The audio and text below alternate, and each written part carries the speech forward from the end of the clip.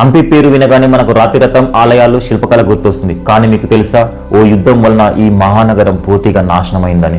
1565 తాళికోట యుద్ధంతో విజయనగర సామ్రాజ్యం పతనం. బహుమని సుల్తాన్లు హంపిని నాశనం చేశారు. వేల మందిని చంపేశారు. దేవాలయాలను ధ్వంసం చేశారు. అప్పటి వరకు సంపన్నమైన కళలతో నిండిన నగరం ఒక్కసారిగా నీలమట్టమైపోయింది. దోచుకోవాలన్నది దోచుకున్నారు, కూలగొట్టాలన్నది కూలగొట్టారు. ఎటు చూసినా బూడిద, కూలిన కోటలు, కాలిన గోడలు, పగిలిన విగ్రహాలు, ఒరిగిన గోపురాలు, తెగిన తలలు, విరిగిన కాలు చేతులు, నెత్తురు పారిన కాలువలతో హంపిని ఒక శ్మశాన వాటిగా చేశారు.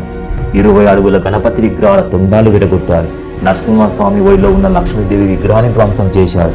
కృష్ణాలయంలో కృష్ణుని విగ్రహాన్ని ముక్కలు చేశారు.